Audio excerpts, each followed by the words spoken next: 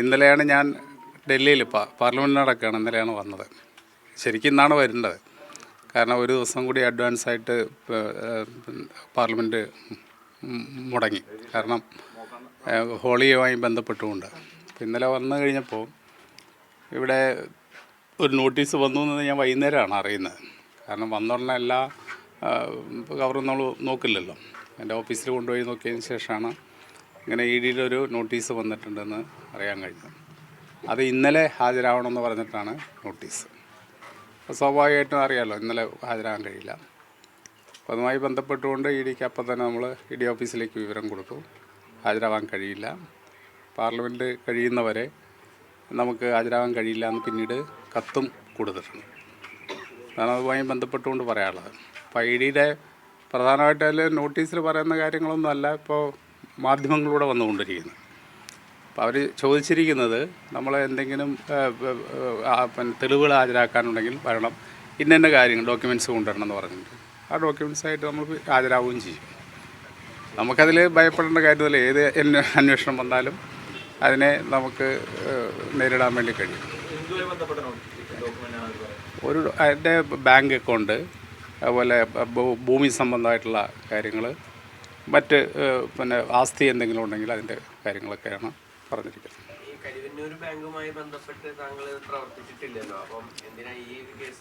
അല്ല, ഈ കേസാണോ എന്ത് കേസാണോ എന്ന് എനിക്കറിയില്ല. അതിൽ പർട്ടിക്കുലർ ഇന്ന കേസാണെന്ന് പറയുന്നില്ല, ഇങ്ങനെ മാത്രമാണ് പറയുന്നുള്ളൂ. അല്ലാതെ കരിവന്നൂർ കേസ് എന്ന് പറഞ്ഞിട്ടൊന്നും, അല്ലെങ്കിൽ കരിവന്നൂർ സഹകരണ സംഘവുമായി ബന്ധപ്പെട്ടുകൊണ്ടുള്ള കേസിന് ഹാജരാണെന്നല്ല പറഞ്ഞിരിക്കുന്നത്. മറ്റു പല കാരണങ്ങളാണ് പറഞ്ഞിട്ടുള്ളത്. നിരന്തരം എല്ലാവരെയും ഈ പ്രത്യേകിച്ച് തൃശ്ശൂരിലെ CPM നേതാക്കളെ നിരന്തരം ചോദ്യം ചെയ്യുന്നുണ്ടല്ലോ. അപ്പോൾ അതിൻ്റെ ഒരു ഭാഗമാക്കായി തന്നെയാണോ? അത് തന്നെ സംശയം എന്താ? ED ശ്രമിച്ച്, അല്ലെങ്കിൽ കേന്ദ്ര അന്വേഷണ ഏജൻസികൾ ശ്രമിച്ചുകൊണ്ടിരിക്കുന്നത് എതിരാളികളെ എങ്ങനെയൊക്കെ അമർച്ച ചെയ്യാൻ കഴിയും, അത്രമാത്രമാണ്. EDക്ക് അങ്ങനെ സ്വതന്ത്രമായിട്ട് സത്യസന്ധമായിട്ട് പ്രവർത്തിക്കുന്നതൊന്നും നമുക്കെതിരല്ല.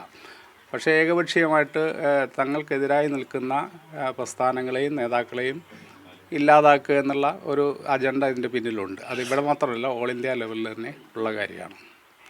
നമുക്കതിനെ സംബന്ധിച്ച് ഏത് അന്വേഷണത്തെയും നേരിടാൻ ഒരു ഭയമില്ല. ഏത് അന്വേഷണം വരട്ടെ.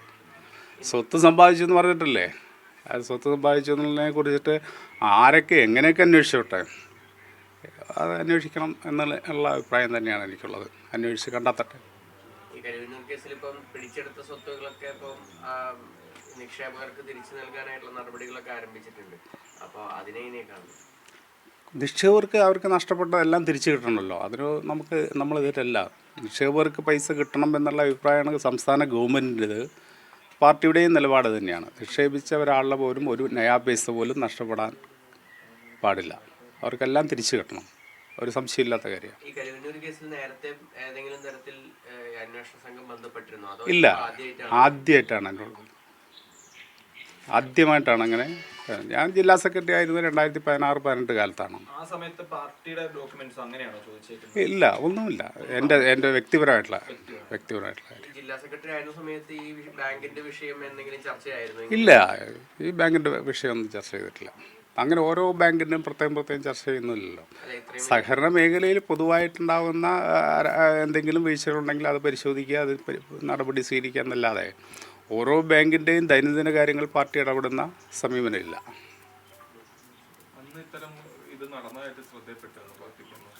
ഇല്ലല്ലോ, പാർട്ടിയുടെ ശ്രദ്ധയിൽ വരുന്നല്ലോ പിന്നീടല്ലേ. ഇത് വരേണ്ടത് ഡിപ്പാർട്ട്മെൻറ്റിൻ്റെ കീഴിൽ ശ്രദ്ധയിലല്ല വരേണ്ടത്. പാർട്ടിയുടെ ശ്രദ്ധയിൽ വരുന്ന കാര്യങ്ങൾ അതാത് സമയത്ത് തന്നെ നമ്മൾ നടപടി സ്വീകരിച്ചു പോവുകയും ചെയ്യും. ജില്ലാ സെക്രട്ടറി അടക്കമുള്ള നേതാക്കളെ പലവട്ടം ചോദ്യം ചെയ്തതാണ്.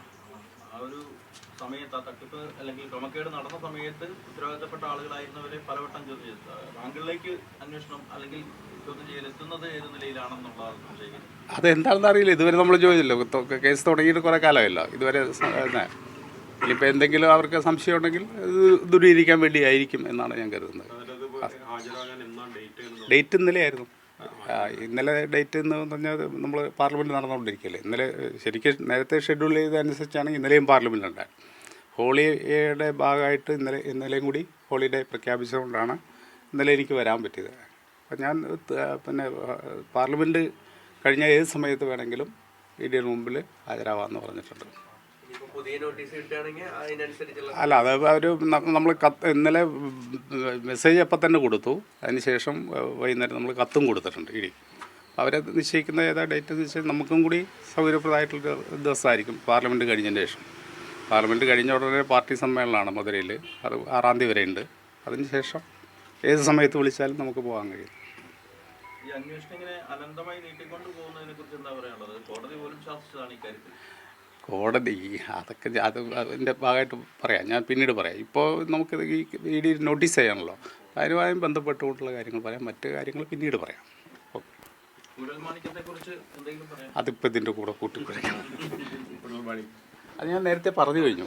അതും നേരത്തെ പറഞ്ഞു കഴിഞ്ഞു. ഇതൊക്കെ സമൂഹം ഏറ്റെടുക്കട്ടെ, അല്ലാതെ ഒരാൾ തന്നെ ഇത് എപ്പോഴും പറഞ്ഞുകൊണ്ടിരിക്കുന്നത്. സമൂഹം ഏറ്റെടുക്കണം എന്നാണ് ഞാനന്ന് പറഞ്ഞത്. മാധ്യമങ്ങൾ ഏറ്റെടുക്കണം, സമൂഹം ഏറ്റെടുക്കണം.